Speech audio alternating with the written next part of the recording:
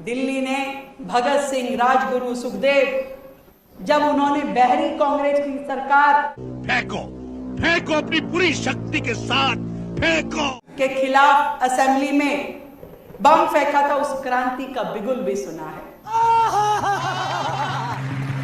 इतने तेजस्वी लोग हैं हमारे पास। तो भैया सुना, कल दिल्ली की सीएम रेखा गुप्ता द्वारा देशवासियों को एक और ज्ञान प्राप्त हुआ कि भगत सिंह ने कांग्रेस के खिलाफ असेंबली में बम फेंका था।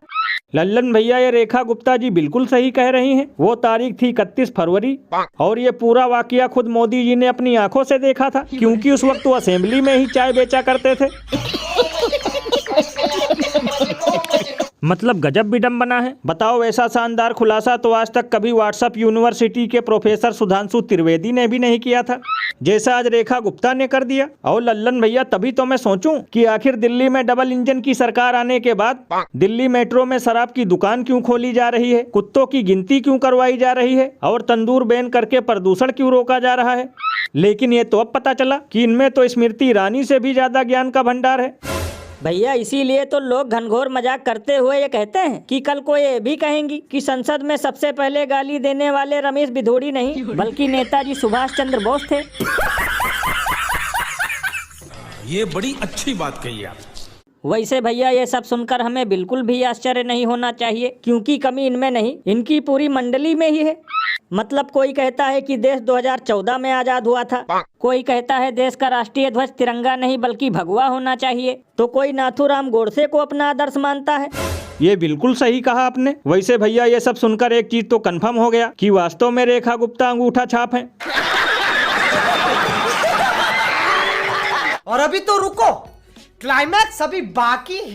पहाड़ की बेटी करे पुकार, पहाड़ की बेटी करे पुकार। आप मेरे जमीर को चोट पहुंचा रहे हैं। तो भैया देखा, इतने लोग तो ओट चोर गद्दी छोड़ का नारा लगाने के लिए भी सड़क पे नहीं उतरे थे, जितने लोग आजकल सिर्फ अंकिता भंडारी को न्याय दिलाने के लिए उतरे हैं। तब तो लल्लन भैया ये सब देखकर डबल इंजन की हवा निकल गई होगी, क्योंकि ये चाहते थे कि अमृत काल में आजाद घूमे सारे हैवान, लेकिन जनता ने तो गेहूं के सीजन में ही बो रखा है धान।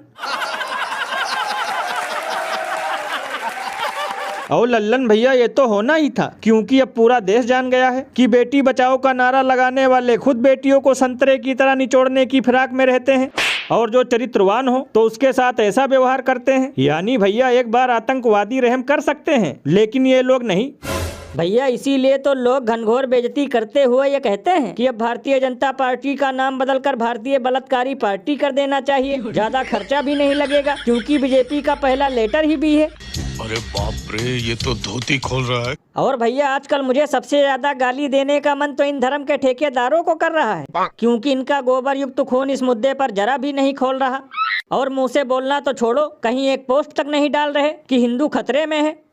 लल्लन भैया इसीलिए तो इन्हें ढोंगी कहा जाता है, क्योंकि जब आरोपी मुस्लिम हो तभी ये बनते हैं वजीर, वरना मुंह में पैरालाइसिस नहीं हो जाता है बाबा सिर।